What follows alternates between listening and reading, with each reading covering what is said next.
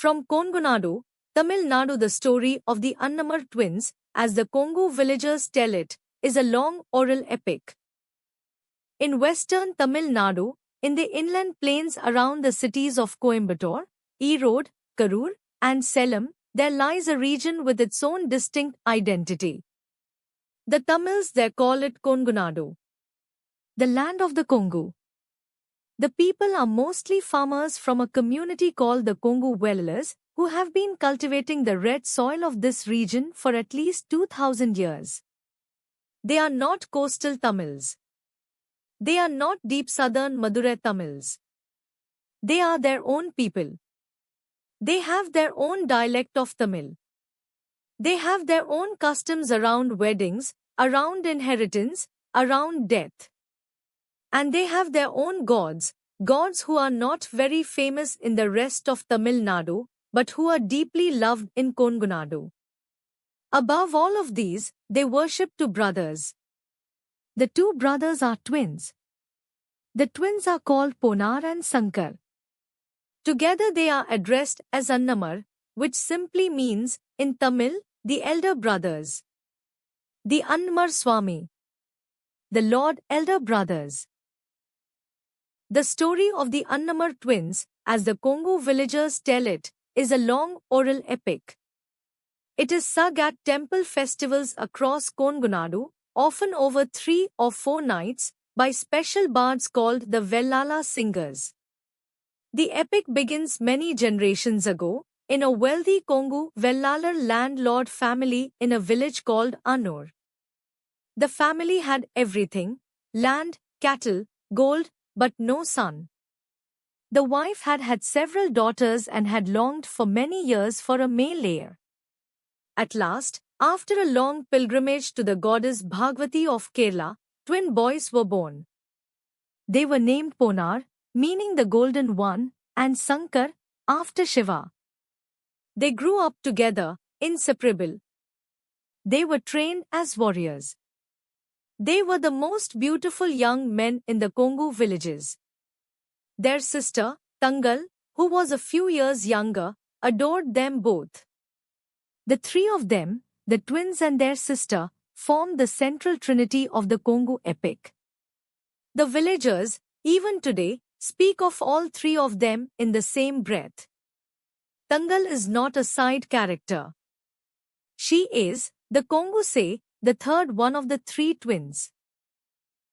The trouble in the epic begins, as so many epics begin, with a land dispute. The twin brothers inherit their father's wealth. They also inherit, at the same time, an old quarrel with the powerful neighboring landlord family in another Kongu village.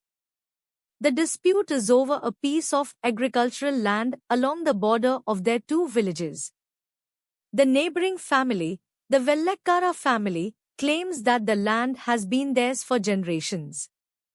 The twin brothers and their family insist that the land had been gifted to them by an earlier king. Both sides have documents. Both sides have witnesses. The case has dragged on for many decades. The twins, having now inherited the dispute, decide to settle it definitively. They go to the local king and demand a final ruling. The king, after a long hearing, rules in favor of the twin brothers. The contested land is awarded to Ponar and Sankar. The Vellakkara family is outraged. They cannot accept the verdict. They begin to plot revenge. Meanwhile, the twins return home in triumph. They celebrate. They throw a great feast at their village. The whole of Annur attends. The unmarried young women come dressed in their best silks, hoping to catch the eye of one of the twins, who are now the most eligible bachelors in Kongunadu. The twin sister Tangal watches her brothers with quiet pride. She is, by now, 20 years old. She has decided not to marry. She wants to stay with her brothers forever. The brothers, in turn, refuse to marry until their sister has been settled. The three of them are unusually devoted to each other, the Kongu storytellers say. Unusually. A few months later, the twins ride out into the forest on a hunting trip with a small party of their loyal companions. The Vellakkara family, with the secret help of a corrupt minister of the king, has set an ambush. A large armed force is waiting in a forest clearing called Sangliur, near the modern town of Pollachi. The twin brothers ride straight into the trap. They fight ferociously. Their companions are killed, one by one, around them. The twins fight back to back, in the way the Tamil oral epic describes, Ponar guarding Sankar's back, Sankar guarding Ponar's back, the two of them swinging their swords like a single body with 4 arms.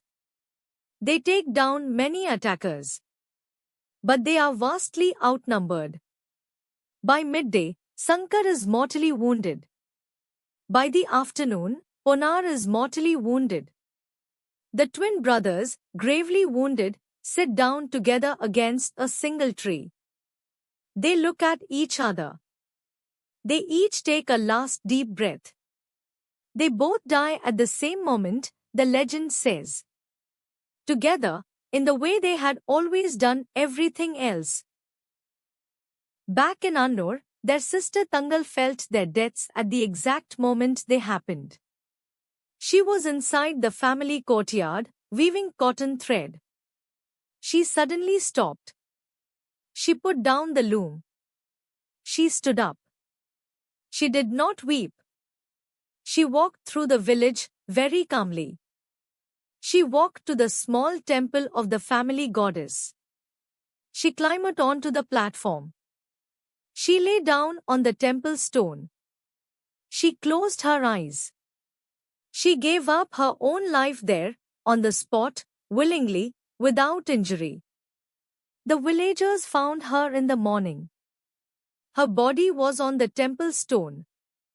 She was 21 years old. She had refused to outlive her brothers. The three of them died on the same day. The Kongu bards say the three of them entered Vaikuntha, the heaven of Vishnu, at exactly the same instant, walking in together, hand in hand, the way they had always done in life. The villagers buried the bodies of the twins and their sister near the village of Annur. They built a small shrine over the spot. Over the following decades, strange things began to happen at the shrine. Sick children, brought to the shrine by their mothers, would recover. Lost cattle would, when prayers were offered at the shrine, mysteriously return home. Disputes over land, disputes very much like the one that had killed the twins themselves, would be miraculously settled, with both sides finding an unexpected willingness to compromise after a visit to the shrine.